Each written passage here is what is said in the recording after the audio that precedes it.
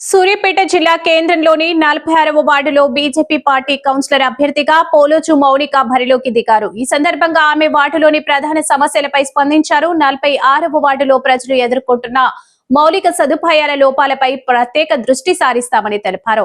వార్డులో వీధి లైట్ల కొరత, సీసీ కెమెరాల లేమి, డ్రైనేజీ వ్యవస్థ సక్రమంగా లేకపోవడం, కనెక్టింగ్ బ్రిడ్జ్ అవసరం, పారిశుద్ధ్య సమస్యలు వంటి అంశాలు ప్రజలను ఇబ్బంది పెడుతున్నాయని ఆమె పేర్కొన్నారు. ఎన్నికల్లో గెలుపొందితే ఈ సమస్యలన్నిటినీ దశలవారీగా పరిష్కరించేందుకు కృషి చేస్తానని హామీ ఇచ్చారు. ప్రజల భద్రతకు ప్రాధాన్యతను ఇస్తూ ప్రతి వీధిలో వీధి లైట్లు ఏర్పాటు చేయడంతో పాటు సీసీ కెమెరాలు ఏర్పాటు చేస్తామని, డ్రైనేజీ వ్యవస్థను పూర్తిగా మెరుగుపరుస్తామని తెలిపారు.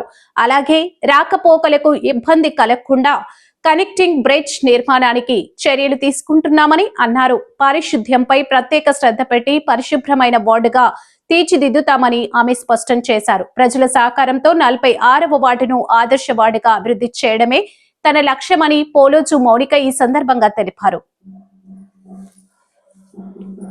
చెత్త గురించి కానీ అవి చాలా కంప్లైంట్స్ ఉన్నాయండి. దోమల గురించి కూడా కంప్లైంట్స్ ఉన్నాయి. దీన్ని 46వ వార్డులో ఇంకొక పార్ట్ ఏంటంటే అండి, మనకు మేజర్గా 60 ఫీట్ రోడ్ వస్తుందండి.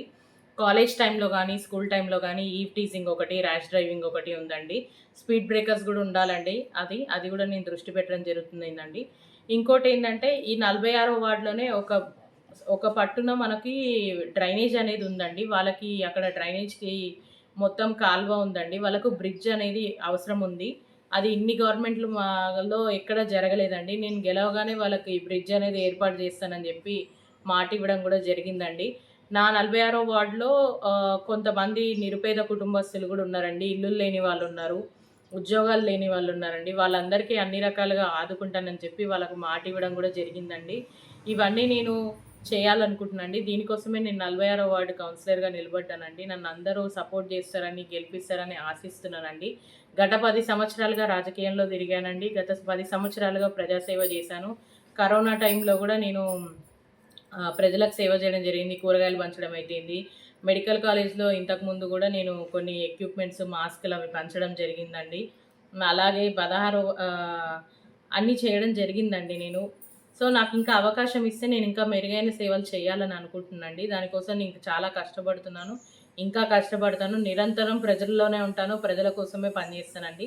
వేరే ఆశించడం అలాంటివి అయితే నాకు ఏం లేదండి. మా నాన్నగారికి నేను ఏకైక కూతురునండి.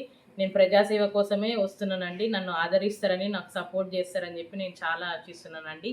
బీజేపీకి ఓటేయండి, నన్ను గెలిపించండి. Thank you.